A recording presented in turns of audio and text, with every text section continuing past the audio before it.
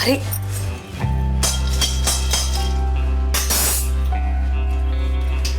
पारुल, पारुल कब तक सोगी?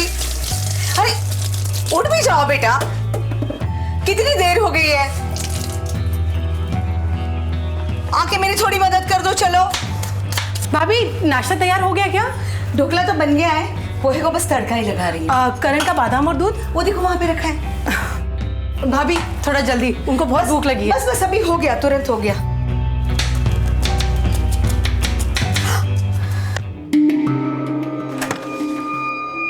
इतना दिन निकल आया है, अब तक सोए पड़े हैं। अरे किसी बात का तो कोई होश ही नहीं है। किसी की उंगली कटे या गर्दन, इन्हें तो कुछ लेना देना ही नहीं है। उठो उठो। क्या हुआ? एक रात भी बिना शराब पिए नहीं सो सकते क्या? हाँ, उठ भी जाओ। देखो कितने बजे हैं और तैयार होके हर्षद भाई से बात करने जाओ। अरे उनसे पैसों की बात करनी थी ना। हाँ हाँ हाँ, करता हूँ। हाँ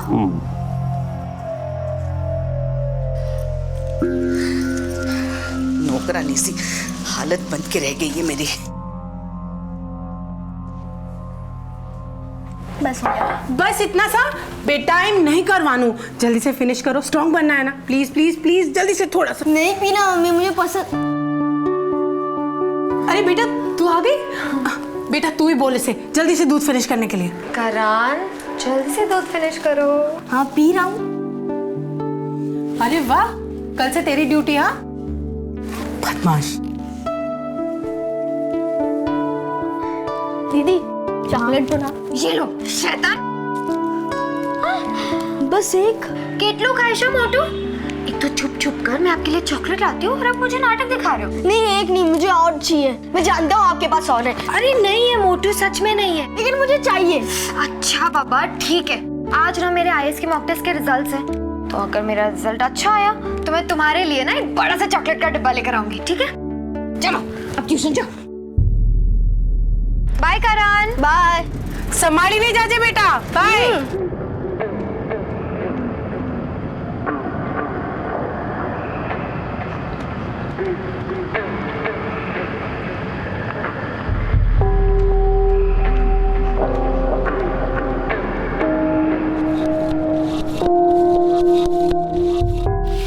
पारुल उठ। पारुल क्या सुबह सुबह उठा देते हो? सुबह सुबह नीचे नाश्ता भी रेडी है, जल्दी से रेडी हो और नीचे आ जाओ, ठीक है? ओह ए कॉलेज प्रोजेक्ट का है। हाँ हाँ बहुत पता है, कॉलेज प्रोजेक्ट। जल्दी से रेडी हो और नीचे आ जाओ।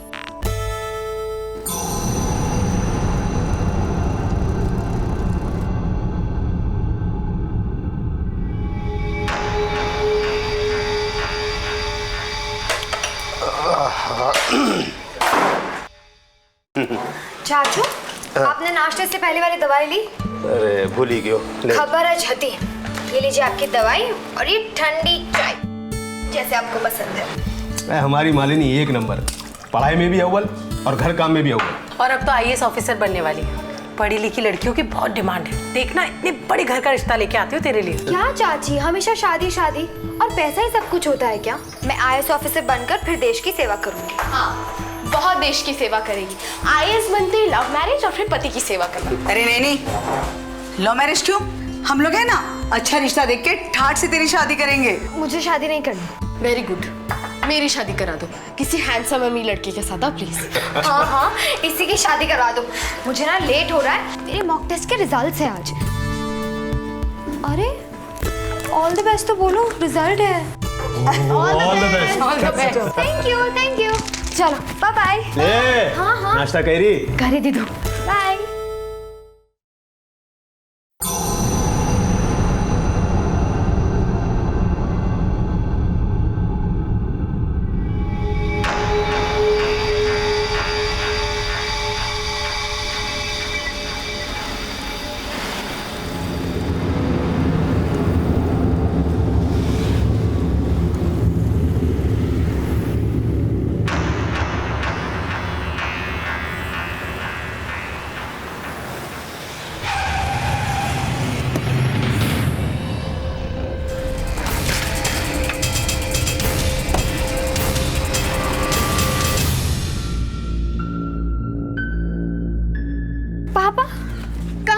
कॉन्ग्रेचुलेशंस, आपकी बेटी ने ना आईएएस के मॉक टेस्ट में टॉप किया है।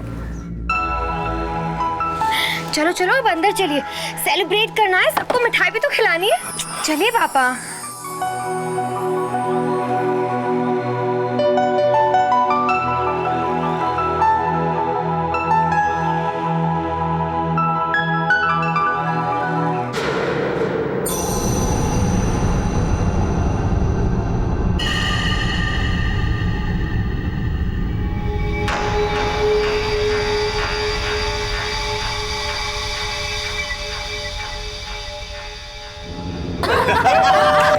मैं खोलती हूँ। हाँ। तो चाचू आज हम डिनर से जाए।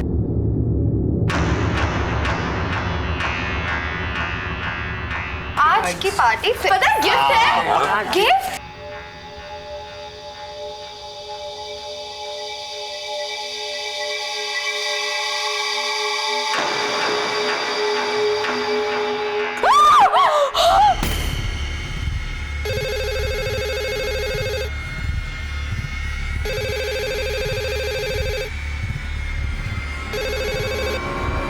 हेलो।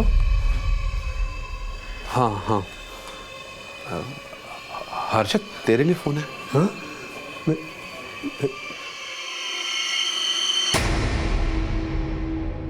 हेलो। सुन बे, तेरा बेटा करण मेरे पास है। अगर उसकी जान की सलामती चाहता है तो 2 दिन में 3 करोड़ रुपए का बंदोबस्त कर ले। और हाँ, पुलिस को खबर की तो अभी उंगली कटी है, गर्दन भी कट सकती है, समझा? Hello hello.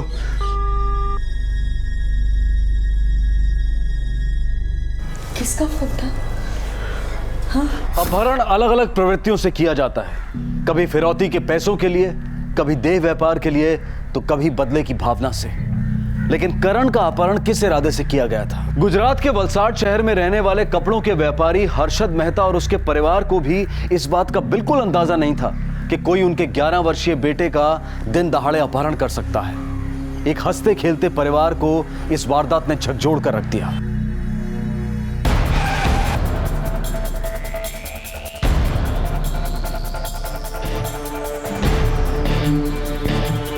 आपको किसी पे कोई शक, किसी से कोई जाती दुश्मनी?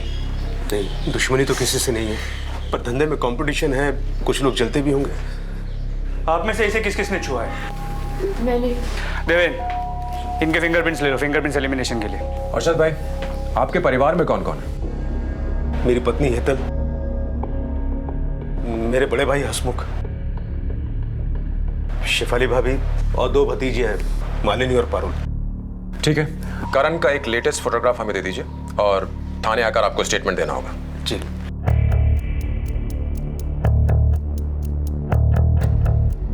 फिंगर को फॉरेंसिक टेस्ट के लिए भेज दो और अर्शद मेहता के लैंडलाइन नंबर के कॉल रिकॉर्ड्स निकलवाओ। चेक करो कि किडनैपर्स ने उन्हें किस नंबर से कॉल किया था, और हाँ, उस नंबर के कॉल रिकॉर्ड्स भी निकलवाओ। और साथ ही साथ चूंकि करण ट्यूशन से गायब हुआ है तो वहां जाकर के भी चेक करो, और मेहताज के नंबर को 24 आवर्स सर्वेलेंस पे रखो, याद रखना।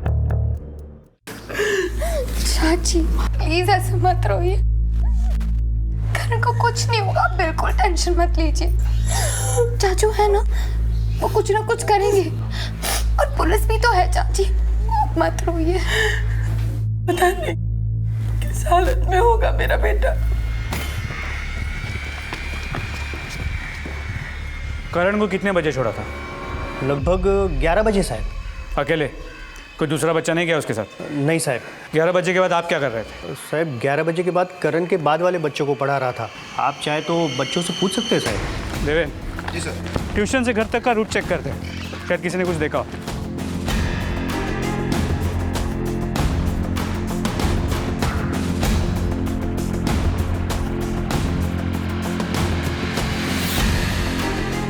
गाड़ी रुको, गाड़ी रुको।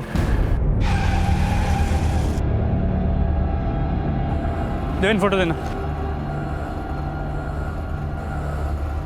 कहाँ मिली है साइकिल? यही मिली साहब, मैं साफ सफाई कर रहा था तो निकाल के बाहर रख दिया।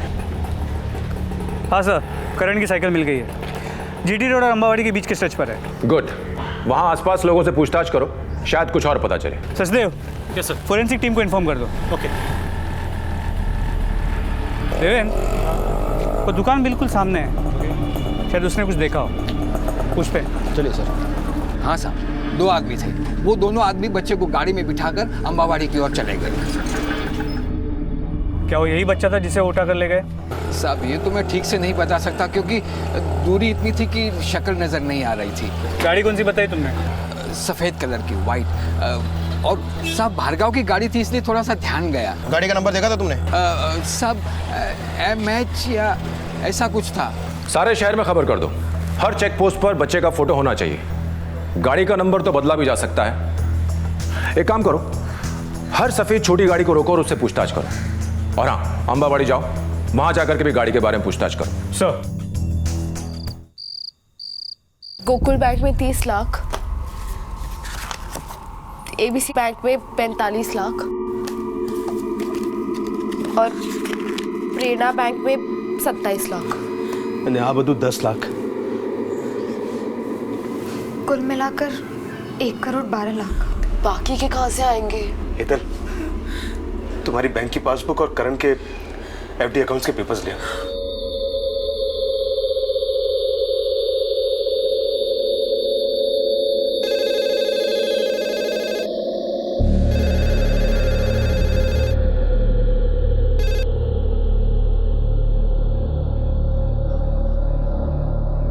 हेलो, पैसों का बंदोबस्त हुआ क्या? हाँ? तेरे पास 24 घंटे हैं। और हाँ, पुलिस के चक्कर में ज्यादा मत घुस, नहीं तो तेरा बेटा तुझे इंस्टॉलमेंट में मिलेगा। नहीं देखो, हेलो हेलो, क्या बोले? अगर पैसों का इंतजाम जल्दी नहीं किया तो करण को... नहीं, ये लीजिए, ये सब कुछ बेच दीजिए। अब घर बेच दो, गाड़ी बेच दो, दुकान बेच दो, लेकिन मुझे मेरा बेटा वापस चाहिए। बहुत मिन्नत के बाद मिला है मुझे मेरा बच्चा। अब बोलिए ना, मेरा बेटा मुझे वापस मिलेगा ना? दिन रात शराब पीने के अलावा आपके पास और कुछ काम है? नीचे देखा नहीं क्या चल रहा था? हाँ, अरे अपने बेटे की खातिर घर बेच रहे वो लोग। अगर घर भी चला गया तो हम लोग कहाँ जाएंगे? वैसे हम जॉइंट फैमिली है ना, तो हमसे नहीं पूछना चाहिए था उन्होंने? हमसे कोई मशवरा नहीं करना चाहिए था? याद है आपको, पिछली दफा जब आपने घर के पैसों के लिए उनसे पूछा तो उन्होंने साफ मना कर दिया, कहने लगे पैसे नहीं है। और अब देखो, अपने बेटे के लिए कितने पैसे इकट्ठा कर लिए उन्होंने। अरे तुम टेंशन मत लो। अरे कैसे ना लूं? मैंने चक्कर चलाया हुआ है, पैसे आ जाएंगे। सर, किडनैपर्स का कल रात दूसरा कॉल आया था। पहला और दूसरा कॉल दोनों अलग अलग नंबर से। और सर, कॉल रिकॉर्ड से ये शॉकिंग बात पता चली है। 44668877 44998577। इन नंबर्स को पहचानते हैं आप? ना। इन्हीं नंबर से आपको किडनैपर्स ने फोन किया था और ये दोनों नंबर आप लोगों के नाम पर है। एक आपके नाम पे अरशद भाई और दूसरा आपके हेतल भाई। आपके डॉक्यूमेंट्स का इस्तेमाल हुआ है अरशद भाई। वापी और सूरत से 2 अलग अलग सिम कार्ड्स खरीदे गए आप लोगों के नाम पर। आपको किसी पे कोई शक? कोई घर का आदमी? आपने खुद कभी किसी को डॉक्यूमेंट्स दिए हों और खुद भूल गए हो, या उसने वापस ना किए हों, या फिर कभी चोरी हुई हो? डॉक्यूमेंट्स का तो पता नहीं, लेकिन घर में चोरी हुई थी तकरीबन 1 महीना पहले। हम लोग सब खाना खाने के लिए बाहर गए हुए थे, घर में आए तो पीछे का दरवाजा खुला हुआ था। ताला कमजोर था, इसके लिए शायद टूट गया होगा। ज्यादा पैसे चोरी नहीं हुए थे, इसके लिए कंप्लेंट भी नहीं करवाई। अगर इनकी बात सच माने तो चोरी तो हुई है, लेकिन सिर्फ पैसों के लिए नहीं, और डॉक्यूमेंट चुराने के पीछे कोई ना कोई मकसद जरूर है। इसलिए शायद सिर्फ 5-1000 रुपए चुराए ताकि किसी को शक ना हो। एक बात तो है सचिन, किडनैपर्स ने प्लानिंग बहुत कड़क की है। सबसे पहले उन्होंने मेहताज के घर पर नजर रखी, उसके बाद करण के आने जाने का रास्ता नोट किया, डॉक्यूमेंट्स चुराए और उसके बाद सिम कार्ड्स बनवाए ताकि कोई किडनैपर्स तक पहुंच न सके। सर, वो ट्यूशन मास्टर कितना सच बोल रहा था। वो पूरा दिन काम में रहता है, सुबह में स्कूल और दोपहर से रात तक बच्चों को ट्यूशन पढ़ाता है। उस दिन घर पर ही था। और सर, ये फिंगर एनालिसिस की रिपोर्ट।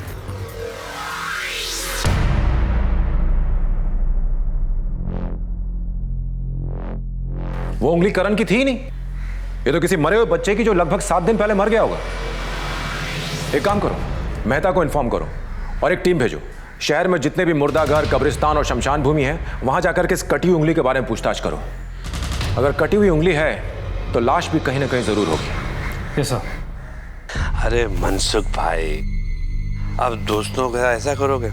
धंधे में कोई किसी का सगा नहीं होता है, ये बात आप मुझसे बेहतर जानते हो। तो मैं 3 लाख रुपए दे चुका हूं ना घर के, बाकी के 72 भी दे दूंगा यार। यार थोड़ा टाइम दे और भरोसा रख, चक्कर चलाया है ना मैंने, हो जाएगा। हेलो, तुम्हारे दरवाजे पे और एक तोहफा रखा है, खोल के नहीं देखोगे क्या?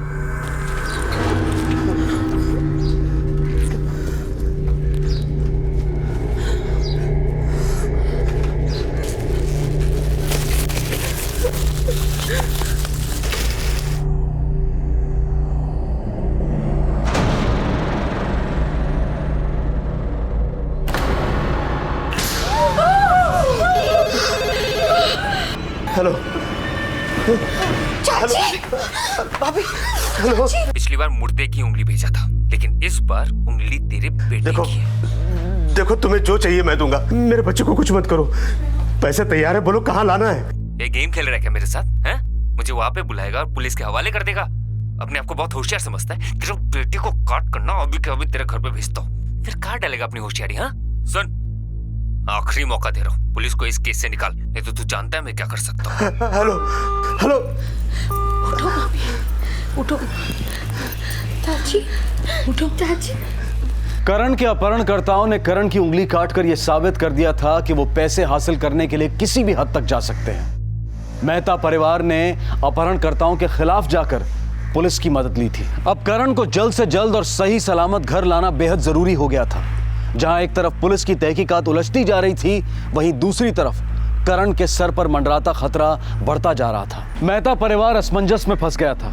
उनका अगला कदम करण के जीवन और मृत्यु के बीच का फासला तय कर सकता था। क्या पुलिस अपराधियों को सही समय पर पकड़ सकती थी, या फिर अपहरणकर्ता करण को और चोट पहुंचाने वाले थे? कितनी मस्ती करेगा मोटू? किसने बोला था कांच वाली दीवार फाड़ने के लिए? इतना तो चलता है दीदी। तो लाओ, मैं ये लगा देती हूँ। नहीं।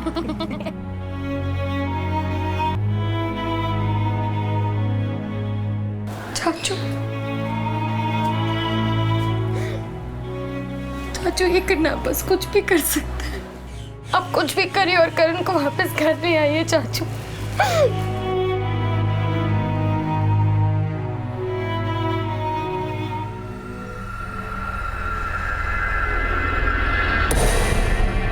सर, मेहता के घर फिर से एक कॉल आया।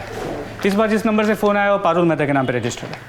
पैटर्न मैच होता है, यानी कि ये भी किडनैपर्स का ही कॉल है। सर हो सकता है किडनैपर परिवार में किसी को जानता हो, घर का कोई सदस्य जाने अनजाने उसे इन्फॉर्मेशन दे रहा हो सकता है। Inspector Ravi Shah here. Inspector साहब। बोलिए अर्शद भाई। वो करण मिल गया है, अपनी मासी के यहाँ बैठकर मजाक कर रहा था। वाकई मासी के घर पर था या फिर? नहीं सर, मैं झूठ क्यों बोलूँगा। दरअसल आपसे ये कहना था कि हमारा FIR विड्रॉ कर लीजिए। खामखा आप लोगों को हमारे लिए तकलीफ उठानी पड़ी, उसके लिए मैं माफ़ी चाहता हूँ। सचिन कुछ गड़बड़ लग रही है। अर्शद भाई का फ़ोन था, कह रहे थे कि FIR विड्रॉ करनी है। करण मासी के घर पर था, मिल गया। मुझे लगता है इसे धमकाया गया है। एक काम करो, तुम अर्शद भाई के परिवार के हर सदस्य पर सर्विलेंस लगाओ। सर। कहाँ जा रहे हो तुम लोग? चाचू, मैं कॉलेज जा रही हूँ और दीदी का कोई कहीं नहीं जाएगा। एक बेटा खो चुका हूँ, बेटियां नहीं खोना चाहता। दीदी का आज IAS का प्रीलिम का एग्जाम है। वो काफी सालों से इसकी तैयारी करी है। आज अगर नहीं गई तो पूरा 1 साल वेस्ट हो जाएगा। आप लोग क्या चाहते हो? किडनैपर के डर से हम घर पर हैं, एग्जाम तक ना दें? सर, मेहता परिवार के हर मेंबर पर सर्विलेंस लगा दिया गया। और उस गाड़ी के बारे में पता चला जिसमें बच्चे को किडनैप किया गया था? नहीं सर, किडनैपर्स की गाड़ी का कुछ पता नहीं चल रहा है। हर जगह से नेगेटिव रिपोर्ट्स ही आ रही है। हो सकता है गाड़ी का हुलिया बदल दिया गया हो, उसे रंग दिया गया हो शायद। एक काम करो, गैराजेस में जाके चेक करो। जी सर।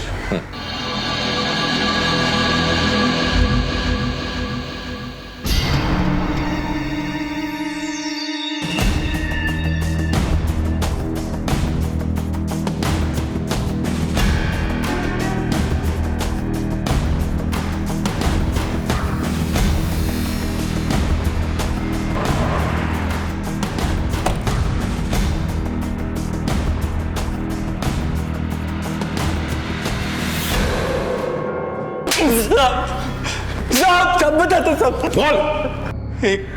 एक आदमी था, नाम नहीं मालूम, लगभग 2 महीने पहले आया था। एक बच्चे की उंगली चाहिए थी, 1000 रुपये मिलेगा। लेकिन मैं आपको बताऊंगा कैसे? शनिवार को फिर से वापस आऊँगा। वो हर शनिवार को आता था शाम को पता करने के लिए। साहब 2 हफ्ते पहले एक बच्चे की लावारिस लाश आई थी, फिर 2 दिन बाद वो आया, पैसे देकर उंगली लेकर गया। बस सर। स्केच आर्टिस्ट को बुलाओ। साहब 2 दिन पहले एक गाड़ी आई थी और वो गाड़ी वाइट कलर की थी। साहब गाड़ी वो महाराष्ट्र की नहीं, गुजरात की थी। तुम उसे पहचान सकते हो? जी सर। तो एक काम करो, मेरे साथ थाने चलो। स्केच आर्टिस्ट के साथ बैठ के तुम्हें उसका स्केच बनवाना पड़ेगा। Okay sir.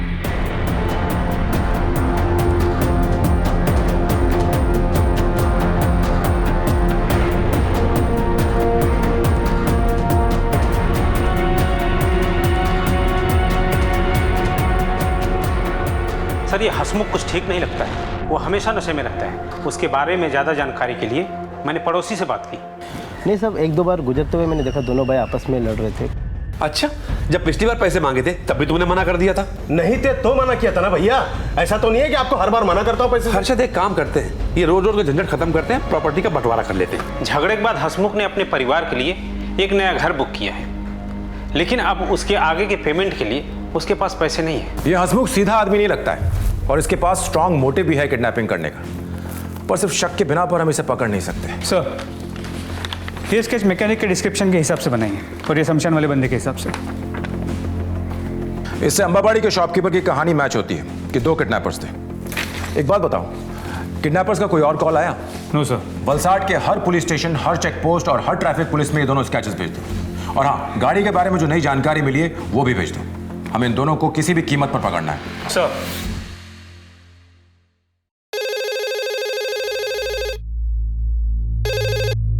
हेलो। हाँ, एक तुम्हारे जिम से phone. Hello ji, yeah I want to continue the membership. मैं आने के बाद पैसे दे दूंगी। मुझे phone definitely I will. I am sorry, मुझे फोन आ रहा है। बाय। चाचू कॉल वेटिंग पे था।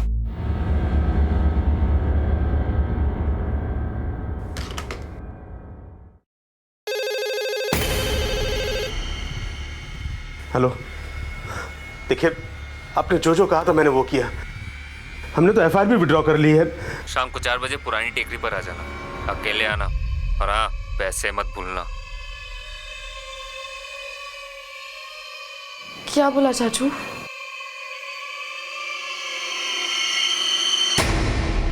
सर एक और कॉल, नंबर शेफाली मेहता के नाम पर है, स्विच ऑफ है। एक प्राइवेट गाड़ी बुलाओ।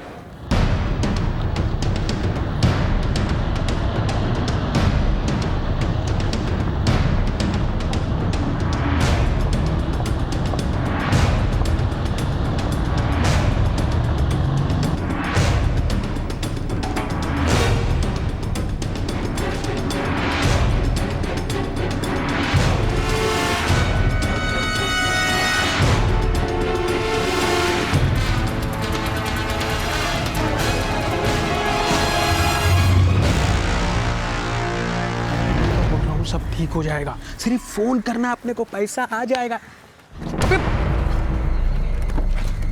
बच्चा किधर है? अबे यहीं पर था, सोया हुआ था, मुझे नहीं मालूम अभी कहाँ। क्या है थोड़ी से? हाँ। बॉस,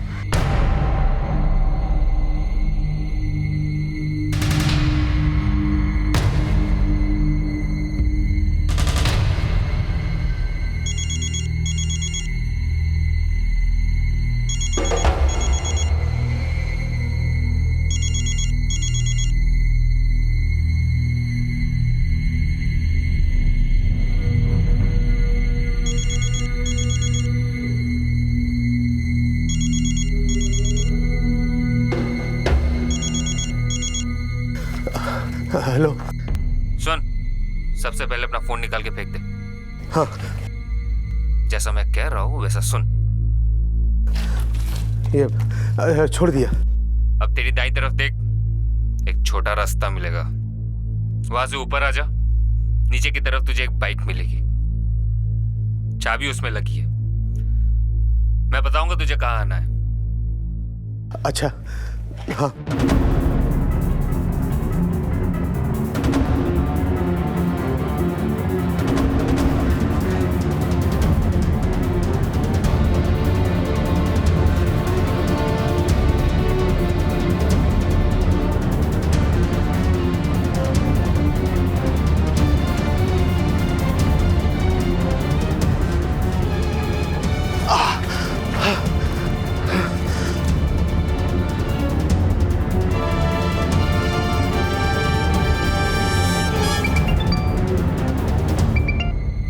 हेलो, बाइक स्टार्ट कर, 1 किलोमीटर आगे जा, वहां पे एक केले का खेत मिलेगा, वहां पे रोक, मैं वहीं पे मिलता हूँ तुझसे। Nothing sir.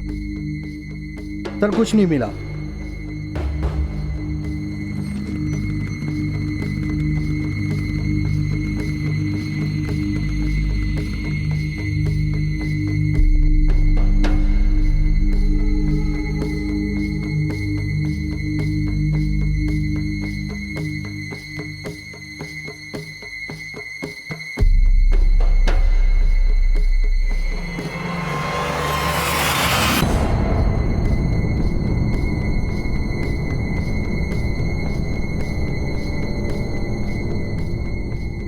सर, उन लोगों ने मुझे धमकी दी थी, इसलिए मैंने आप लोगों से झूठ बोला। सर प्लीज मेरे करण को बचा लीजिए। सचिन, मुझे इस फोन का पूरा कच्चा चिट्ठा चाहिए। ये कहां से लिया गया, इसका सिम कार्ड किसके नाम पे है, सारी रिपोर्ट्स निकालो। और हाँ, इसे फिंगरप्रिंट्स एनालिसिस के लिए भेज दो। सर।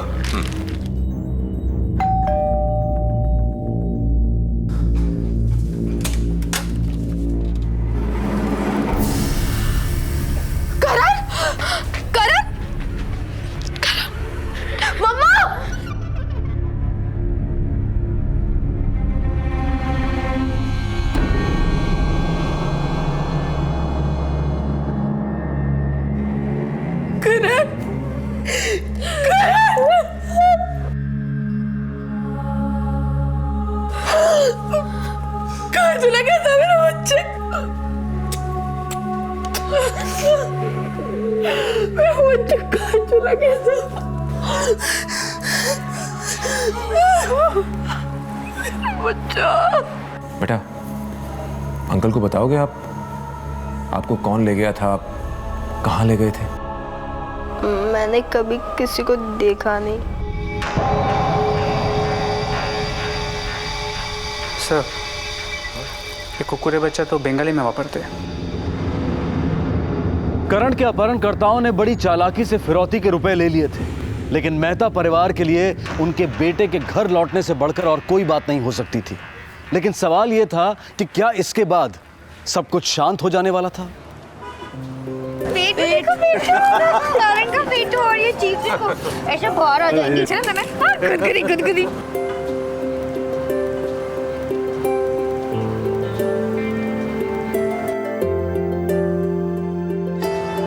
अरे बेटा रुको, मैं ले जाता हूँ। आ जाओ करण, तुम बैठो बैठो। भाई खाओ तुम लोग खाओ, आओ बेटा। मैं जाता हूँ, आ बेटा, आ जा। अर्शद, पकड़ जा, अर्शद, अर्शद, अर्शद। इंस्पेक्टर साहब, करण को बाथरूम जाना था, तो ढाबे के पीछे ही बाथरूम था, मैं उसे वहां लेकर जा रहा था। चलो चलो तुम कर लो, तब मैं हाथ धो लेता हूँ। चल। अर्शद, पकड़ जा, अर्शद, अर्शद, अर्शद। साहब, मैंने उसे पकड़ने की कोशिश की, भाग गया, लेकिन वो बुरी तरह से जख्मी हुआ बच्चा। फिर ये लोग आ गए, हम उसे यहाँ लेके आए। देवेन, यहाँ पर 2 कांस्टेबल लगाओ निगरानी के लिए।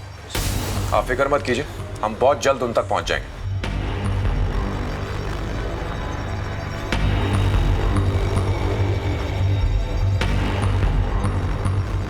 करण किडनैप होता है, वापस लौट कर आता है। उसके बाद वो हमसे उस बंगाली बोलने वाले किडनैपर के बारे में खुलासा करता है और ठीक उसके बाद उस पर जानलेवा हमला होता है। और हमला भी ढाबे पे होता है। इसका मतलब उसे पहले इन्फॉर्मेशन मिल गई थी कि पूरी फैमिली डिनर के लिए ढाबे पे जा रही है। राइट। इसका मतलब मेहता परिवार में कोई है जो इस किडनैपर को उनके मूवमेंट्स की इंफॉर्मेशन दे रहा है। एक काम करो, पिछले 2 महीने में मेहता परिवार से जितने कॉल गए, जितने कॉल आए, उन सभी कॉलर्स के नामों की लिस्ट निकालो। पता तो चले कि इस बंगाली बोलने वाले किडनैपर और इस मेहता परिवार के बीच में क्या कनेक्शन है। करण पर जानलेवा हमला हुआ था। इस वारदात ने पुलिस के सामने नए सवाल खड़े कर दिए थे। क्या करण के अपहरणकर्ता पहले से ही उसकी हत्या करने वाले थे, या फिर करण के बयान के बाद वो चौकन्ने हो गए थे? तो इसका मतलब ये था कि करण की जान पर अब भी खतरा बना हुआ था। गौर करने वाली बात यह थी कि सारे हालात मेहता परिवार के किसी सदस्य की तरफ इशारा कर रहे थे। सर, पिछले महीने में फैमिली ने जिन जिन से बात की है उनकी नेम लिस्ट इसमें चेक करो, बंगाली सरनेम के कितने लोग हैं।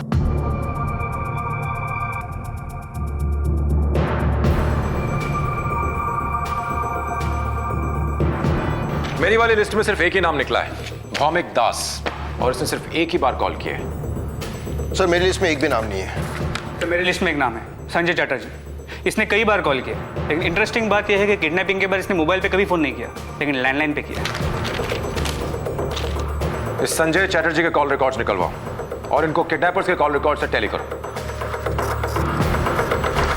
सर, संजय के कॉल रिकॉर्ड्स और किडनैपर के कॉल रिकॉर्ड्स को कंपेयर करने से पता चला है कि किडनैपर्स ने जहां से रैंसम के लिए कॉल किया था, संजय ने भी वहीं से मेहता के लैंडलाइन पे फोन किया था, और लगभग उसी टाइम पर। यानी कि अगर किडनैपर्स ने सूरत से फोन किया था तो संजय ने भी सूरत से फोन किया था, और अगर उन्होंने वापी से फोन किया तो संजय ने भी वापी से फोन किया। It's too much of a coincidence. इतने सारे इत्तेफाक एक साथ नहीं हो सकते। संजय को उठा के लाओ।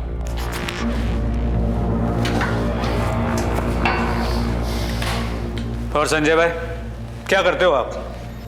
जिम ट्रेनर हूँ, पिछले 4 साल से यही काम कर रहा हूँ। अच्छा, आप बताओ कि पैसे कहाँ रखे? कौन से पैसे?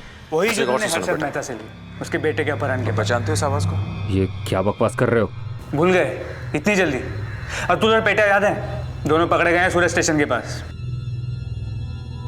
संजय, अब जल्दी बताओ, क्योंकि अगर हम याद कराने पे आ गए ना, बहुत भारी पड़ेगा तुम्हें। ये हमको बोका समझ के रखा है क्या? तुम लोग जो बोलेगा मान जाएगा। क्या सबूत है तुम्हारे पास? क्या सबूत है? हाथ मत लगाना कुकुरे बच्चा। बेटा नहीं, बस। मेरी बेटी ने कुछ नहीं किया, छोड़ दो इसे, छोड़ दो।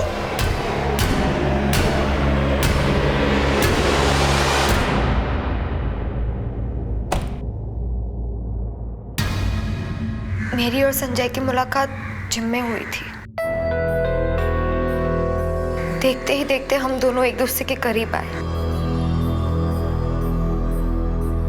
संजय एक लोअर मिडिल क्लास फैमिली से बिलोंग करता है। मेरे परिवार वाले कभी नहीं मानते हमारी शादी के लिए। हमारे पास सिर्फ 2 ऑप्शन थे, भागकर शादी करना, वरना किसी भी तरह संजय के पास बहुत सारे पैसे आए ताकि वो मेरा हाथ मांग सके। मुझे पता था चाचू अपने बेटे के लिए कुछ भी कर सकते हैं,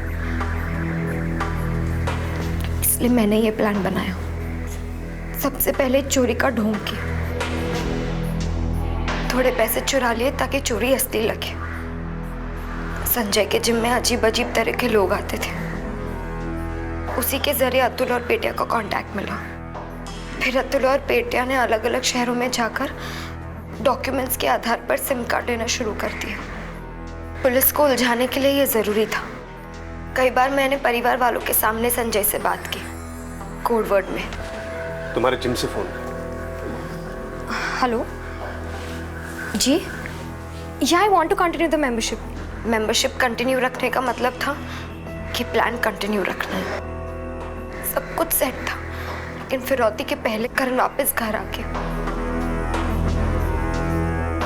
पर किस्मत हमारे साथ थी। पर उस दिन करण ने सबको बता दिया कि किडनैपर बंगाली में बात करता था। कभी कभी अलग भाषा बोलते थे, कुकुरे बच्चा। अब हमारे पकड़े जाने का भी ज्यादा डर था, इसलिए मैंने करण पे हमला करवाया। Perfect plan. बच्चा भी घर वापस आ गया और तुम्हें तुम्हारे पैसे मिल गए। पर किस्मत का खेल देखो, no plan is a perfect plan miss aspiring IAS officer. दोनों को अलग अलग सेल में डाल दो।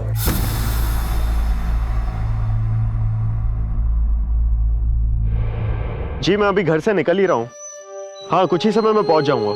जी मिलते हैं।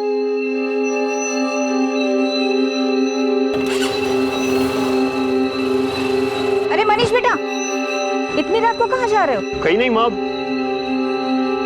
बस आता हूँ वापस। कल सुबह चले जाते हैं। वैसे भी ये कोई वक्त है क्या जाने का? कोई बच्चा थोड़ी हूँ, बस यहीं जा रहा हूँ। मैं कह रहा हूँ ना, तू चिंता मत कर। किसी को मेरी चिंता नहीं है, सब अपने मर्जी के मालिक है। हाँ तो गुस्सा क्यों हो रही है? जरूरी कहा मैं अपने दोस्त को लेकर आता हूँ, जल्दी वापस आ जाऊंगा। ऐसा कौन सा नया दोस्त है तेरा? माँ मैं आकर सब बताता हूँ ना। पर बेटा तुम। प्रणाम मामी जी। अरे गौतम। अरे भाई तुझसे ही मिलने आया था, कहाँ चल दिया? भाई तू जल्दी बैठ, रास्ते में हम बात कर लेंगे। देखो गौतम, संभाल के जाना, और हाँ रात को जल्दी वापस घर आना। जी माँ, कितनी बार कहूँ आपसे कि आप चिंता मत करो। ठीक है।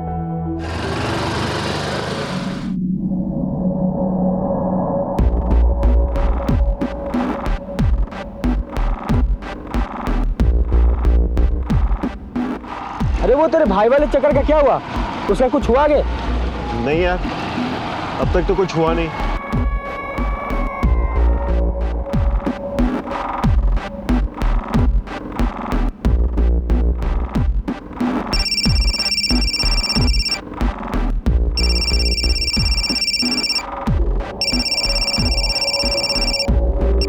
हेलो, हाँ बस हम पहुंचने ही वाले हैं। क्या? हाँ हाँ हाँ हाँ हम आते हैं। ठीक है। क्या हुआ बता ना।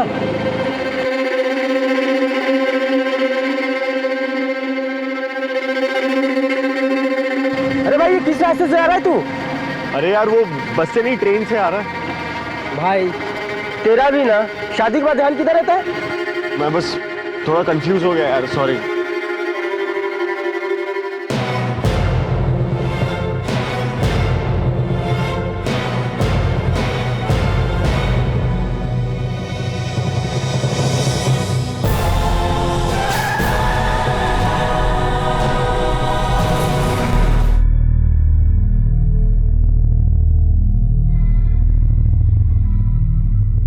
सर ये तो बाइक से गिरकर पत्थर से टकरा गया होगा, सर पे चोट लगने से इसकी मौत हो गई। राइट। पर सर दूसरी बॉडी को बुरी तरह कुचला गया है, शक्ल भी पहचान में नहीं आ रही। जिस गाड़ी से इनकी एक्सीडेंट हुई थी उसके कुछ पार्ट्स मिले हैं सर, सिल्वर कलर की गाड़ी थी। और सर दूसरी बॉडी के पास से फ़ोन और ये ड्राइविंग लाइसेंस मिला है। ड्राइविंग लाइसेंस पर नाम मनीष है। सर बॉडीज़ की पहचान करने के लिए घर वालों को बुलाया गया है। ठीक है, वायरलेस पर इस गाड़ी के बारे में जानकारी दे दो और कहो कि रास्ते में आती जाती कोई भी सिल्वर गाड़ी देखे उसकी तलाशी लो। सर आसपास के गैराजेस में चेक करो, शायद सिल्वर कलर की कोई गाड़ी रिपेयर के लिए आई हो। सर जिंदगी में कब क्या हो जाए इसका अनुमान लगाना लगभग नामुमकिन है, और कई बार अचानक हुई कोई घटना एक बड़े हादसे का रूप ले लेती है। मनीष और उसके परिवार के साथ भी ऐसा ही एक हादसा हुआ। मनीष की शादी के कुछ ही दिनों बाद एक रोड एक्सीडेंट में मनीष और गौतम की जान चली गई। अगली सुबह मौके पर मौजूद कुछ लोगों ने पुलिस को उन दोनों की जानकारी दी। उधर मनीष का परिवार मनीष और गौतम के रात भर गायब होने से परेशान था, लेकिन उन्हें यह पता नहीं था कि अगली सुबह उनके लिए क्या खबर लेकर आएगी। एक ऐसी खबर जिसके बाद उनकी जिंदगी की तस्वीर पूरी तरह बदलने वाली थी।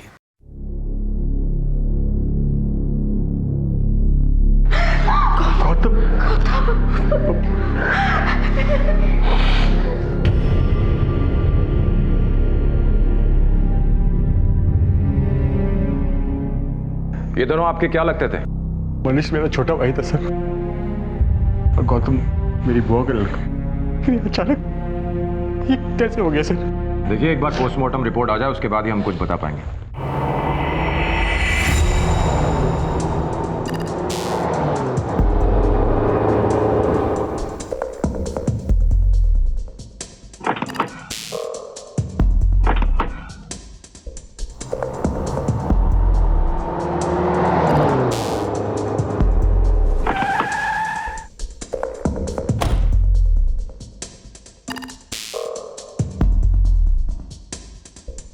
ये मिला है सर।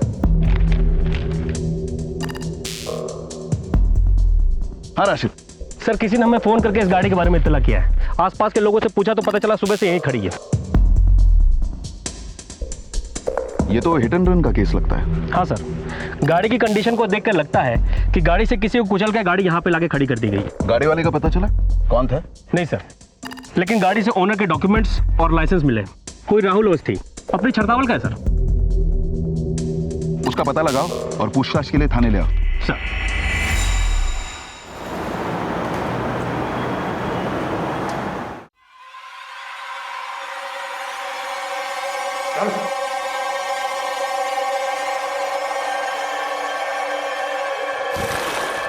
कल रात कितनी पी थी?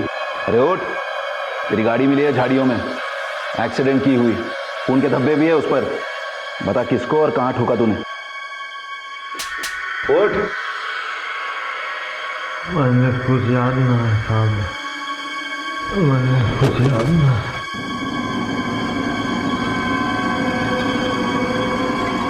राशिद, इसे 2 दिन यहीं रहने दो। लॉकअप की गर्मी में पसीने के साथ साथ दारू जब उतरेगी ना, तब सब याद आएगा इसे। जी सर।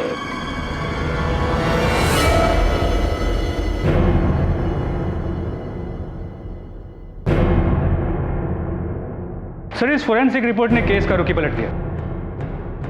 गौतम की मौत तो बाइक से गिरते ही हो गई थी, लेकिन मनीष एक्सीडेंट में बच गया था।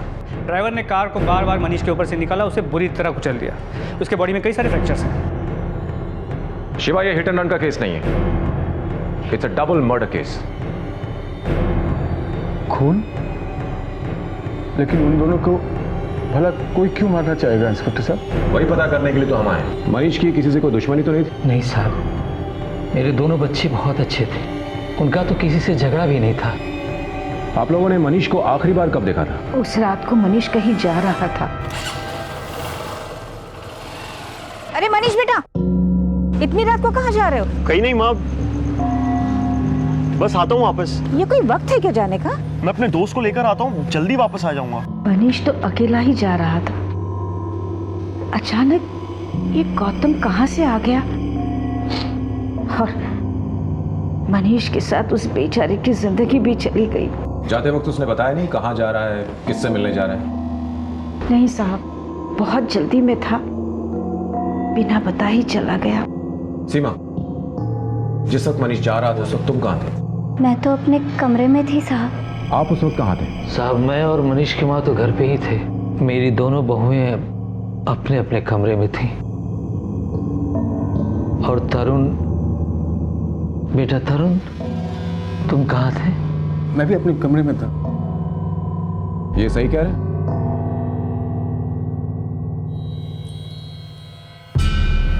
तो लगता है गौतम का मनीष को मिलना सिर्फ एक इत्तेफाक, और वहां से मनीष गौतम को अपने साथ ले गया। एक काम करो, तुम इस मनीष के बड़े भाई पर नजर रखो। मुझे इसका रवैया कुछ ठीक नहीं लग रहा था। और आस पड़ोस के लोगों से पूछताछ करो मनीष और उसके परिवार के बारे में। और मनीष के कॉल रिकॉर्ड आया नहीं? जी सर।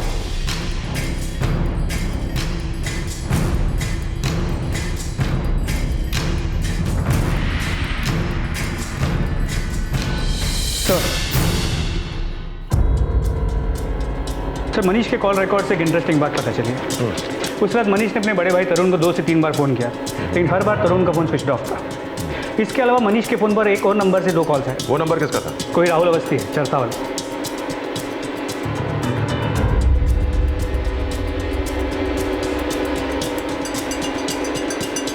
नशा कुछ उतरा कि नहीं?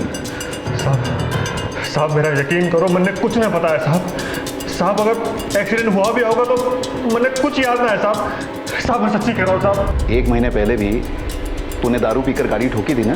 हाँ साहब, 1 महीने पहले हमारा एक्सीडेंट हुआ था, लेकिन मुझे अच्छी तरह याद है मैंने किसी आदमी को न मारा था साहब। सच बोल रहा है तू? साहब सच बोल रहा हूँ। अगर आपको यकीन ना आ रहा हो तो मेरी घरवाली से पूछ लो साहब, मैं सच कह रहा हूँ। वो घर पे थे साहब, मैंने अच्छी तरह से याद है। उन्होंने बहुत पी रखी थी, मैंने बिस्तर पे सुलाया था उनको। उस हालत में तो वो गाड़ी ना चला सकते थे। कहीं तुम झूठ तो नहीं बोल रही हो? ना साहब, मैंने हमारे बच्चे की कसम, मैं झूठ ना बोल रही। वो घर पे ही थे। तो फिर उसकी गाड़ी कहाँ है? साहब देर शाम तक तो घर के बाहर ही देखी थी मैंने। उसके बाद मैंने रात में ध्यान नहीं दिया, लेकिन साहब सुबह गाड़ी वहाँ नहीं थी। उसके अलावा कोई और ये गाड़ी ले जाता है? ना साहब, उनके अलावा कोई और ना चलाता गाड़ी। किसी और के पास इस गाड़ी की डुप्लीकेट चाबी है? वो तो पता नहीं साहब। ठीक है, जरूरत पड़ी तो हम फिर आएंगे। चलो राशिद।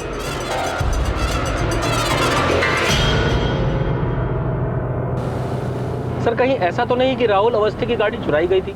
हो सकता है राशिद, शायद चोर राहुल अवस्थी के शराब पीने की आदत से वाकिफ है। पता करो ये राहुल अवस्थी अपने गाड़ी की सर्विस और रिपेयर कहाँ करवाता है।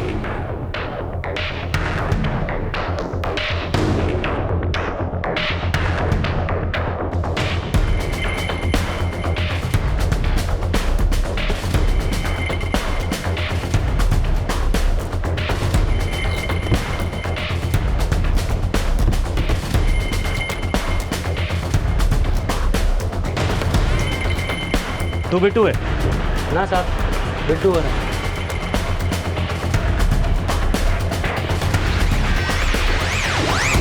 बिट्टू, राहुल अवस्थी की गाड़ी तेरे गैरेज में आती? हाँ सर, क्या हुआ? उसकी डुप्लीकेट चाबी है तेरे पास? सब चाबी तो जो भी कस्टमर के पास गाड़ी छोड़ते हैं वो चाबी भी छोड़ के जाते हैं। क्यों, क्या हुआ सर? राहुल से पूछताछ के दौरान पुलिस को कहीं ना कहीं यह लगने लगा था कि शायद मनीष का कत्ल करने वाला कोई और है, लेकिन मनीष और गौतम के कत्ल का कारण क्या था, इससे अब तक पुलिस अनजान थी। आखिर वो ऐसी कौन सी नफरत थी जिसकी वजह से मनीष का इतनी बेरहमी से कत्ल हुआ?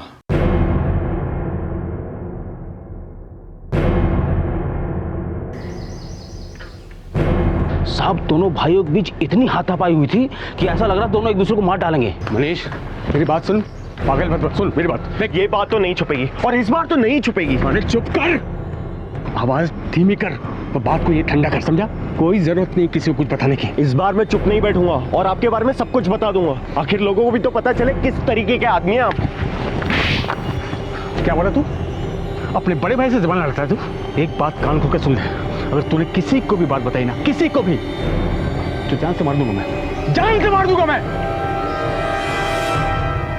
पुलिस मनीष और गौतम के कातिलों को ढूंढने की पूरी कोशिश कर रही थी, लेकिन अब तक उनके हाथ कोई सबूत नहीं लगा था। मनीष का परिवार उसकी मौत के बाद शोक में डूब गया, लेकिन हर परिवार में कुछ राज होते हैं जिनके बारे में किसी को पता नहीं होता। और तहकीकात के दौरान पुलिस को तरुण और मनीष के रिश्तों में एक कड़वाहट नजर आई। जुर्म संगीन था, इसलिए शक की सुई सभी पर थी, पर क्या मनीष के बड़े भाई तरुण का उसकी मौत से कोई संबंध था? और इसी सवाल की तहकीकात करते हुए पुलिस के सामने आया तरुण का एक और सच। उस रात जब मनीष घर से बाहर निकला तो तुम्हारे पति तरुण घर पर ही थे? जी सर। देखो डरने की जरूरत नहीं है, जो बात सच है वो बताओ। मुझे नहीं पता सर, वो कहाँ पर थे।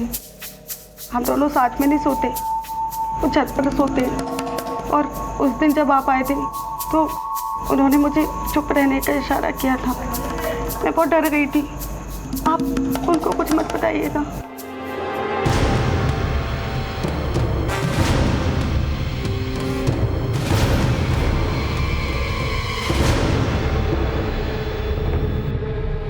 जिस रात मनीष का कत्ल हुआ उस रात उसने तुम्हें 2-3 बार फोन किया था, लेकिन तुम्हारा फोन लगातार बंद आ रहा था। उसने इतनी देर रात तुम्हें फोन क्यों किया? देखिए फोन, इंस्पेक्टर साहब मैं आपको पहले बता चुका हूँ कि मैं उस रात घर पे ही था। तुम्हारी पत्नी ने हमें बताया कि तुम उस रात घर पर नहीं थे। सच सच बताओ तुम कहाँ थे? मैं अपने दोस्तों के साथ बाहर था सर। वापस कितने बजे आए? तकरीबन 3 बज गए होंगे सर। यानी मनीष और गौतम की मौत के बहुत देर के बाद, और पूरे घर में से उस रात सिर्फ तुम ही घर से बाहर थे। इंस्पेक्टर साहब आप कहना क्या चाह रहे हैं? आप मैं वही कह रहा हूं जो तुम समझ रहे हो। तुम्हारे पड़ोसियों के मुताबिक मनीष के कत्ल से 1 रात पहले तुम दोनों के बीच में बहुत बड़ा झगड़ा हुआ था, इतना बड़ा कि तुम दोनों एक दूसरे को मारने पर उतर आए थे। क्यों? इंस्पेक्टर साहब देखिए, भाइयों के बीच में तो ये सब होता रहता है। बात को घुमाओ मत और सच सच बताओ कि झगड़ा क्यों हुआ था। अरे बता देना, क्यों लड़ रहे थे? बाबूजी मुझे कुछ ठीक से याद नहीं है। सच सच बताते हो, नहीं तो और भी तरीके हमारे पास याद दिलाने के।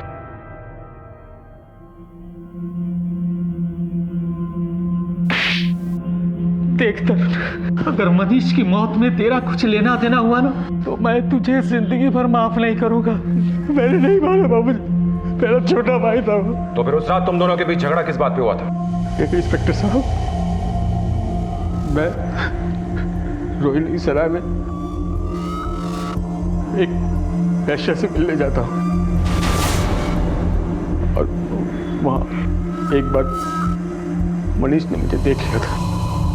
तू बोले तो तेरे साथ जिंदगी भर यहाँ रह जाऊं, लूटना मत।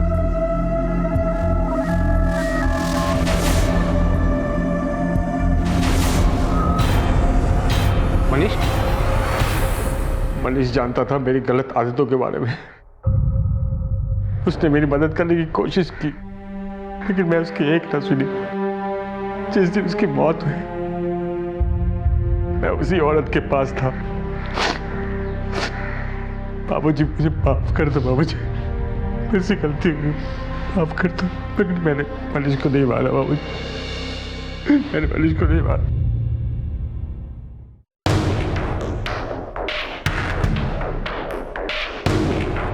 सर, तरुण के बहन को क्रॉस चेक कर लिया। सच कह रहा, उस रात वो रेशमा के साथ ही था।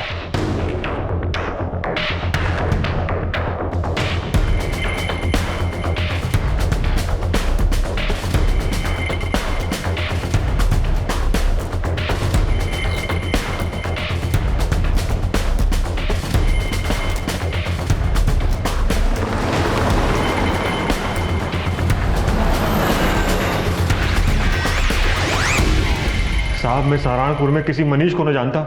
मैं बोला 1.5 घंटे गाड़ी चलाकर दारू पीने क्यों जाऊंगा? मैं कितनी बार कह चुका हूं मैं अपने ही घर में था। लेकिन हमारे पास मनीष के कॉल रिकॉर्ड्स है, जिससे साफ पता चलता है कि उस रात तुमने मनीष को फोन किया था। साहब, मैं कोई मनीष को नहीं जानता और मैंने कोई मनीष को फोन नहीं किया। क्या नंबर है तेरा? 4652112819। सच बोल रहे हो? हाँ साहब, आप चेक कर लो। ये वो नंबर नहीं जिससे मनीष को कॉल आया। सर, सिम कार्ड 3 हफ्ते पहले खरीदे गए थे, लेकिन मर्डर वाली रात से 2 दिन पहले एक्टिव हुए। इसका मतलब ये सारा प्लान कई हफ्तों पहले बना लिया गया था। देखा साहब, मेरा इसमें कोई हाथ नहीं है, मुझे छोड़ दीजिए। राशिद, साहब, साहब, जिस गाड़ी से मनीष की मौत हुई और जिस नंबर से मनीष को कॉल आया, दोनों ही सबूत इस राहुल से जुड़े हैं। मुझे लगता है हमें मनीष के परिवार से बात करनी चाहिए। हो सकता है वहां कोई हो जो इस राहुल अवस्थी को जानता हो।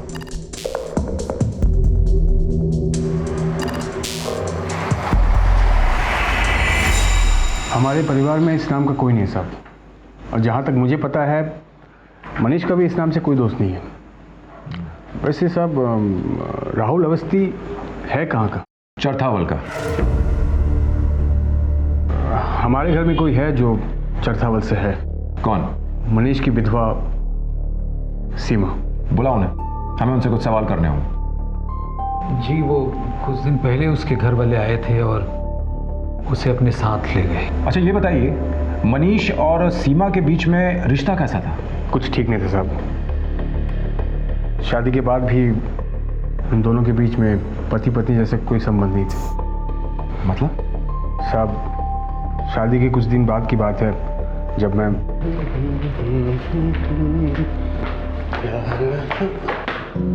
ओहो, क्या बात है भाई? हाँ मनीष बाबू, और इतना सीरियस भी हो गया शादी के बाद? क्या बात है बता। अरे घर का लाडला है तू, बता क्या बात है? सीमा से बात नहीं किया भैया, ऐसी बात नहीं है। सीमा तो हमें हाथ भी नहीं लगाने देती, और कभी कभी तो हमें ऐसे लगता है कि सीमा चाहती नहीं है कि हम उसे कभी हाथ लगाएं। बल्कि खाना खिलाते वक्त गलती से अगर हमारा हाथ उसे छू भी जाए ना, तो अपना हाथ ऐसे खींच लेती है जैसे कोई जहरीला बिच्छू से काट खाया हो।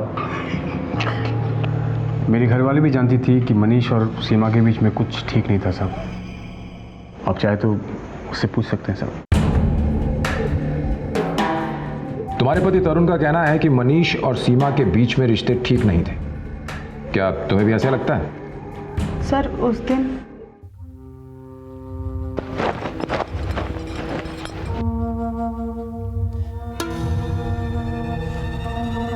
पकड़ लिया। क्या कर रहे हो तुम? दूर रहो मुझसे। ये सब मेरे सामने की बात है। मनीष ने तो ऐसा कुछ किया भी नहीं था, फिर पता नहीं क्यों सीमा ने इतना गुस्सा दिखाया उसे। पुलिस के शक का दायरा बढ़ता जा रहा था। मनीष के कत्ल के पीछे किसका हाथ था यह कहना बहुत मुश्किल हो रहा था, लेकिन इस पूरी तहकीकात के दौरान एक जगह का नाम बार बार सामने आ रहा था, छतरवाल। छतरवाल में जब पुलिस ने सीमा से पूछताछ की तो वहां पुलिस के सामने मनीष का एक दूसरा ही चेहरा निकल कर आया, जिसने पुलिस को इस केस में और उलझा दिया।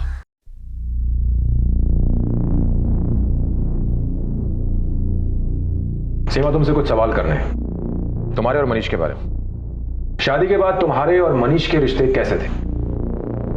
नहीं होगा, ये सब नहीं होगा, नहीं होगा। बेटा डर मत, जो भी सच सच है सब बता दे सकूं। शादी के साथ हर लड़की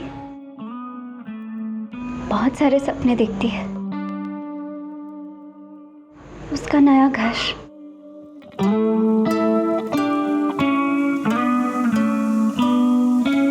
उसका नया परिवार,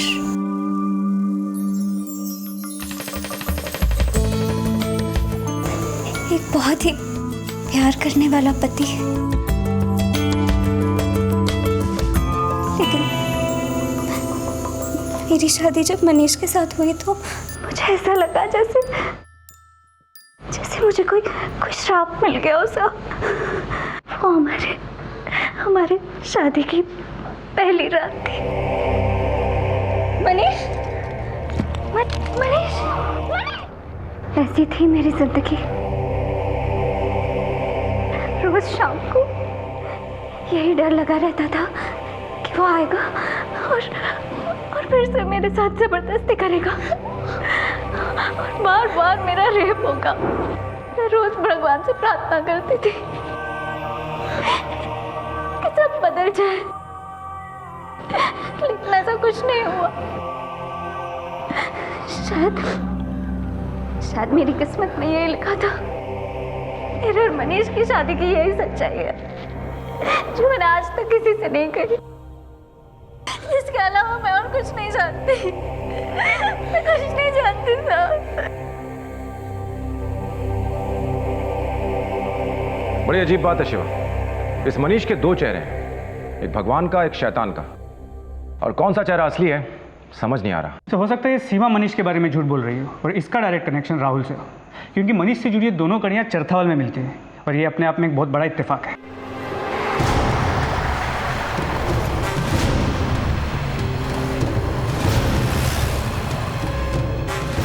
साहब, अब ये सीमा कौन है? आप रोज नए नए नाम लेकर मुझसे सवाल करते हो।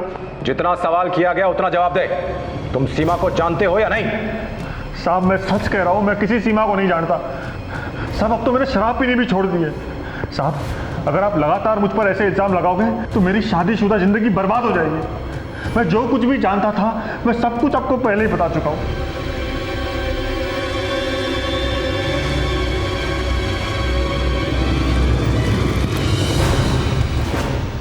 साहब, सीमा बहुत सीधी छोरी है, बेचारे के साथ बहुत बुरा हुआ। अभी भी तो उसकी शादी हुई थी। सीमा, वो तो हमारे आंखों के सामने बड़ी हुई है। गुप्ता साहब की लड़की? ना ना साहब, हमने कभी उसके बारे में कुछ गलत नहीं सुना। बहुत अच्छी लड़की हो।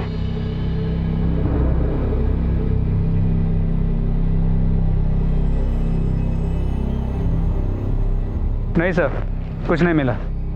ये सीमा तो दूध की तरह सफेद निकली।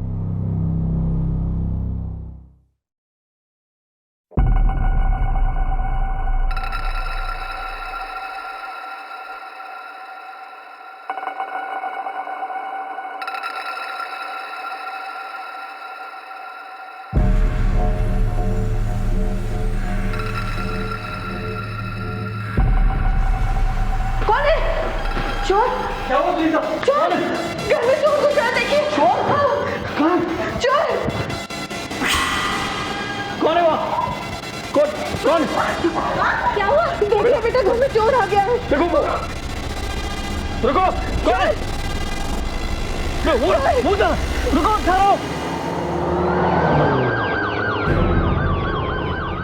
आई सर, आई सर इसी रूम में थी मैं जब जोर से आवाज आई थी और उसे मैंने ऊपर अपनी आंखों से जाते हुए देखा था। क्या यहाँ पर? हाँ सर, मैं ऊपर गया था, वो देखिए।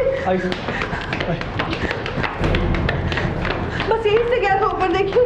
चलिए सर, देखिए इस जगह से आई, देखिए यहाँ से कूदा था सर। इतने ऊपर से कूदा तो चोट तो जरूर आई होगी उसे। हाँ सर, वो लगड़ाते हुए गया था यहाँ से। ठीक है ओम प्रकाश।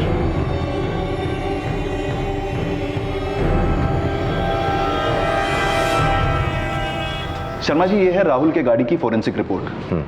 उसकी गाड़ी पर कोई फिंगरप्रिंट्स नहीं मिले। और जिस हाल में राहुल गिरफ्तार हुआ उस हाल में यह मुमकिन नहीं है कि उसने एक्सीडेंट करने के बाद गाड़ी से फिंगरप्रिंट साफ कर दिए हों। जी हाँ, इसका मतलब यह है कि कोई राहुल के शराबी होने का फायदा उठा रहा है। और कल रात और एक बात हुई। क्या? कल रात सीमा के घर एक चोर घुस आया था। वो सीमा के कमरे के बाहर था, तब सीमा के घर वालों ने शोर मचा दिया और वो वहां से भाग गया। आपका मतलब वो चोर सीमा से मिलने आया था? हाँ शायद, क्योंकि शर्मा जी अगर उसे चोरी ही करनी थी तो सारा सामान तो नीचे के कमरों में था, जिसे छोड़कर वो पहली मंजिल पर बने सीमा के कमरे की तरफ जा रहा था। अबे जी, मुझे लगता है कि इस चोर का सीमा के साथ कोई ना कोई कनेक्शन है, और अगर ये सच है तो इस केस में बहुत अहम पहलू हो सकता है। इसलिए मैं अपने 2 आदमी सीमा के घर के बाहर तैनात कर रहा हूं। सीमा पर हमारी 24 घंटे नजर बनी रहेगी। पुलिस का शक सीमा के ऊपर से अभी थोड़ा हटा ही था कि तभी एक शख्स ने रात के अंधेरे में सीमा के घर जाकर उससे मिलने की कोशिश की, जिसकी वजह से पुलिस ने फिर से अपनी निगाहें सीमा पर गड़ा दी। क्या सीमा ने किसी के साथ मिलकर अपने पति का कत्ल किया था, या पुलिस अब भी सिर्फ अंधेरे में ही तीर चला रही थी? पुलिस इन सवालों के जवाब ढूंढ ही रही थी कि तभी उनके हाथ कुछ ऐसा लगा जिससे इस केस को एक पुख्ता दिशा मिल गई।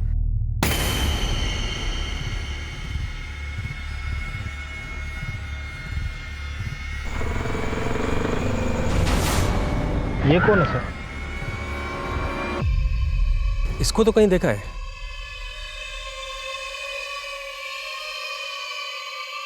ये तो बिट्टू है, गैरेज का मालिक। राहुल की गाड़ी सर्विसिंग के लिए इसी के गैरेज में गई थी, लेकिन ये यहां पे क्या कर रहा है?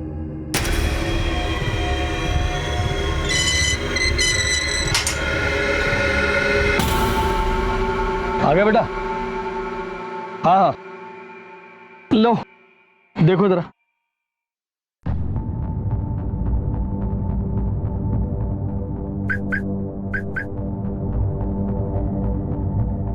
अरे बिट्टू बेटा, काम तो उधर है, पहले चाय पी लो।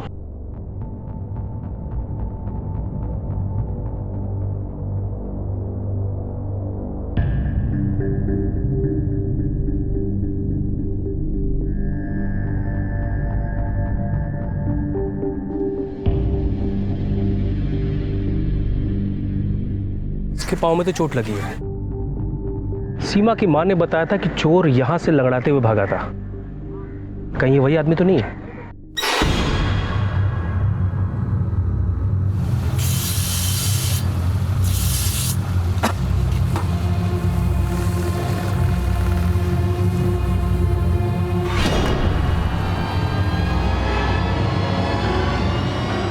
सर आप फिर आ गए। एक चाय बोले, तुम गरम गरम बोल। ये चाय वाय छोड़ो, ये बताओ तुम्हारे पैर को क्या हुआ? वो मैकेनिक आदमी हो साहब, काम ही ऐसा, छोटी मोटी चोट तो लगती रहती है। ये बताओ तुम सीमा को कैसे जानते हो? सीमा मतलब कौन सी? सर पे भी चोट लगी है क्या? आज सुबह तो मिले थे उससे, उनके घर जाकर गाड़ी ठीक की थी तुमने। अच्छा, गुप्ता जी की बात कर रहे हैं, मतलब उनकी बेटी की बात कर रहे हैं। सर इतना सारा लोगों का काम करते नाम थोड़ी याद रखते हैं। सीमा के पति मनीष का कत्ल हो चुका है, ये तो पता ही होगा। उसी की तहकीकात के लिए आए हम लोग। मनीष का जिस गाड़ी से कत्ल हुआ वो राहुल की थी, और वो तुम्हारे गैराज में सर्विस के लिए आती थी। इसका मतलब तुम उन सभी को जानते थे। बहुत छोटा सा शहर है सर, यहाँ हर आदमी एक दूसरे को जानता है। इसका मतलब ये नहीं कि इस मर्डर से मेरा कोई लेना देना है।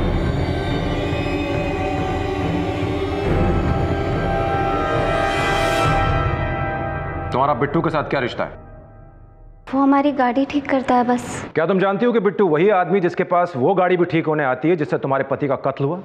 नहीं, मुझे कुछ नहीं पता। देखो सीमा, अगर तुम झूठ बोल रही हो तो इसका पता हम एक न एक दिन लगा ही लेंगे। मैंने कहा ना मुझे कुछ नहीं पता। आप क्यों मुझे परेशान कर रहे हैं? हम सिर्फ हमारा काम कर रहे हैं, हम फिर आएंगे।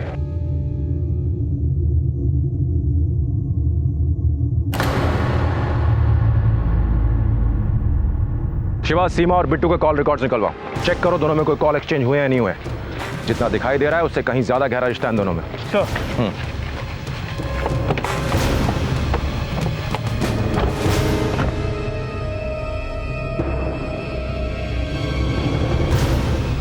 सर, क्या शिवा? आपका अंदाजा सही निकला। सीमा और बिट्टू का रिश्ता काफ़ी पुराना है। उन दोनों के बीच काफ़ी कॉल्स भी एक्सचेंज हुए, लेकिन मनीष और सीमा की शादी के बाद उन दोनों की बातचीत बंद हो गई। और राहुल? सर, राहुल का इन दोनों से कोई कांटेक्ट नहीं।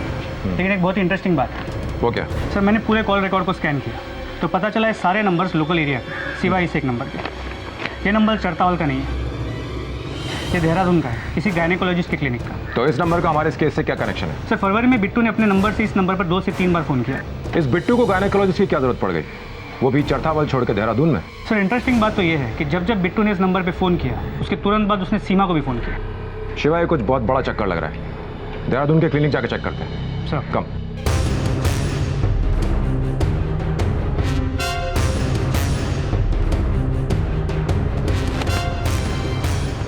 शिव मेहता,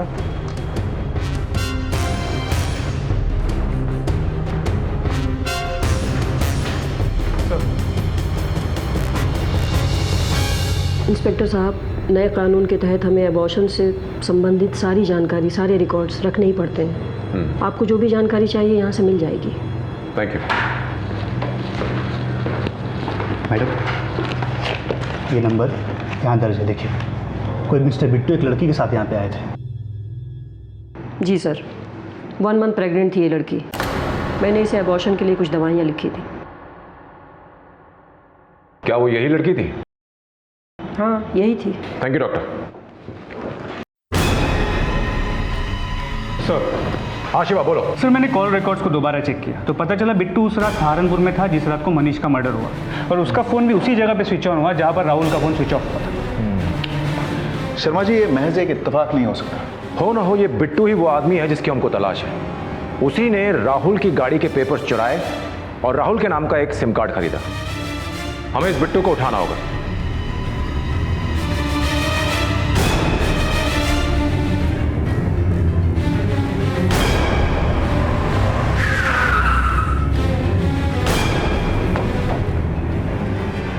कहाँ जा रहे हो तुम?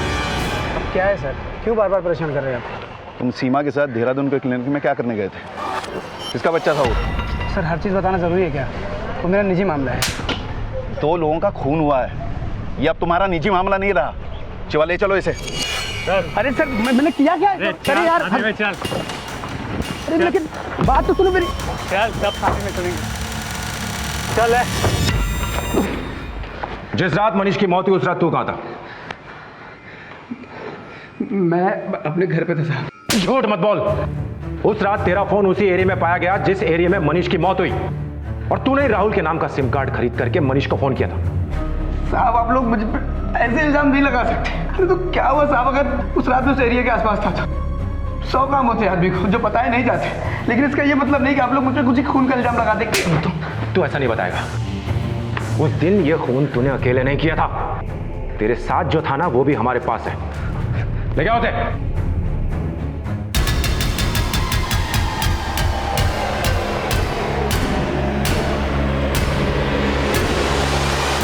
तुम दोनों तो एक दूसरे को जानते हो ना? क्या बेटो? साहब, मैं कबूल करता हूं कि मनीष का खून मैंने किया है। इसमें सीमा का कोई लेना देना नहीं है, ये एकदम बेकसूर है साहब। तुम दोनों को देख के लगता तो नहीं कि खून किसी एक ने किया होगा। साहब, ये जो कुछ भी हुआ सब मेरा किया धरा है। ये एकदम बेकसूर है साहब, इसको जाने दो साहब, ये एकदम बेकसूर है। बेकसूर तो यहाँ पे कोई भी नहीं है, लेकिन अगर तू अपना जुर्म कबूल कर रहा है तो अंधेरी जेल की कोठरी में तू अपनी जिंदगी काटेगा। सीमा को लेकर जाओ, इससे हम बाद में बात करेंगे। अभी जरा इसकी मरम्मत करते हैं। नहीं साहब, नहीं। बिट्टू बिल्कुल बेकसूर है साहब, इसने कुछ नहीं किया। ये सारा इल्जाम अपने सर पर ले रहा है क्योंकि ये मुझसे बहुत प्यार करता है साहब, और मैं भी इससे प्यार करती हूँ। कब से चल रहा है सब? शादी से पहले बिट्टू मुझे गाड़ी चलाना सिखाता था।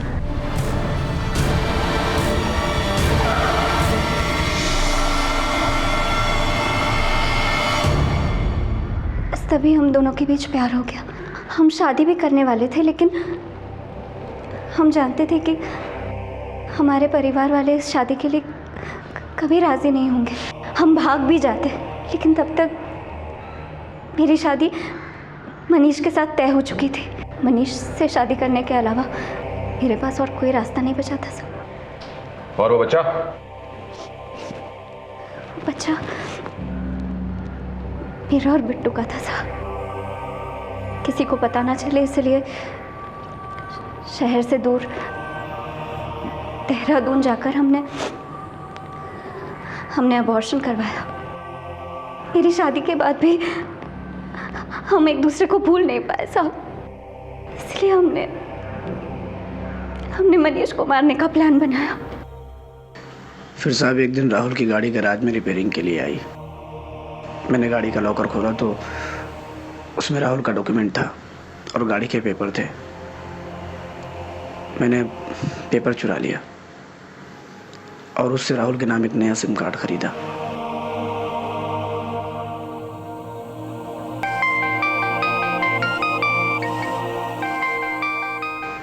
और फिर मनीष को आनंद बनकर, मतलब सीमा का कज़न बनकर मैंने फ़ोन किया।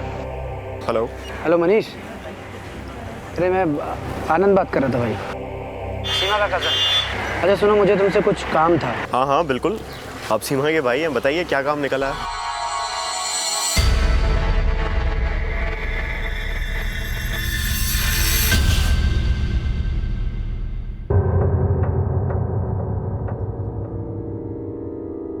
अरे आप आ गए। आनंद भैया का फोन आया था आपको? अरे हाँ, वो तो मैं तुम्हें बताना ही भूल गया। कौन है वो? वो मेरे दूर के चाचा जी के लड़के हैं। कुछ काम से आए हैं यहाँ सहारनपुर। मैंने उनसे कहा कि आप घर आ जाइए, तो कहने लगे कि नहीं, मैं बहन के घर कैसे आ सकता हूँ। सुनिए ना, रात बहुत हो गई है, आप उनके रहने का इंतज़ाम कहीं करा देंगे प्लीज़? हाँ हाँ बिल्कुल, आखिर तुम्हारा भाई है, तुम चिंता मत करो।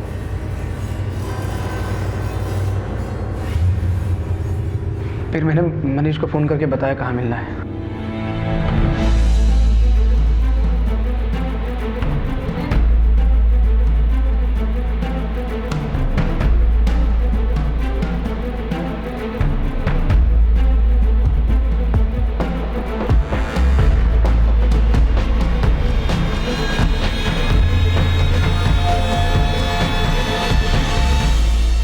हेलो।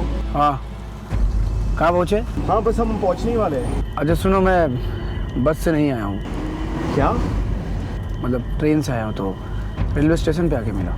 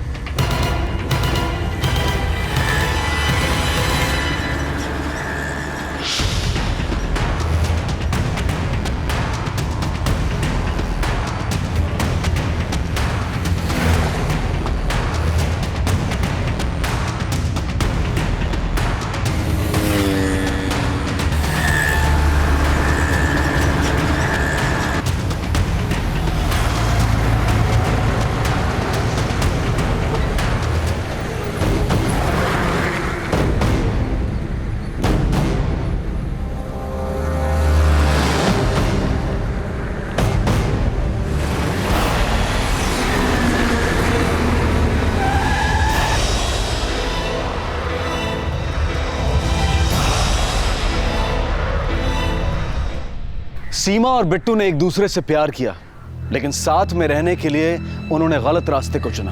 बिना मन से की गई शादी में कई लोगों की जिंदगियां बर्बाद हुई हैं और मनीष से शादी करने के बाद सीमा ने उससे बाहर निकलने के लिए एक गलत तरीके को अपनाया और उस तरीके में साथ दिया उसके प्रेमी बिट्टू ने, जिसकी वजह से 2 निर्दोष लोगों की जान चली गई। सीमा और बिट्टू द्वारा उठाए गए इस गलत कदम से आज कोई भी खुश नहीं है। मनीष का परिवार इस सदमे में है कि जिस बहू को वो अपने घर की लक्ष्मी बनाकर लाए थे, उसी ने उनके बेटे की हत्या की साजिश की। वहीं सीमा के माँ बाप को विश्वास नहीं हो पा रहा है कि उनकी बेटी ने इतना गलत और इतना बड़ा कदम उठा लिया। सीमा और बिट्टू ने एक कदम एक दूसरे के साथ रहने के लिए उठाया था, लेकिन आज उनका प्यार अलग अलग जेल की 4 दीवारों में कैद है। सीमा को आईपीसी की धारा 302 और 120B और बिट्टू को धारा 302 के तहत कत्ल के आरोप में दोषी करार दिया गया है। दोनों को जल्द ही सजा मिलने की उम्मीद है। आपसे फिर मुलाकात होगी अगले एपिसोड में और खुलासा करेंगे एक और जुर्म का। तब तक अपना और अपने परिवार का ख्याल रखें और देखते रहें क्राइम पेट्रोल। सबक एक को, सीख हम सबको। जय हिंद। क्राइम पेट्रोल के और भी दिलचस्प कहानी देखने के लिए हमारे चैनल को सब्सक्राइब करें और बेल आइकॉन दबाना न भूलें।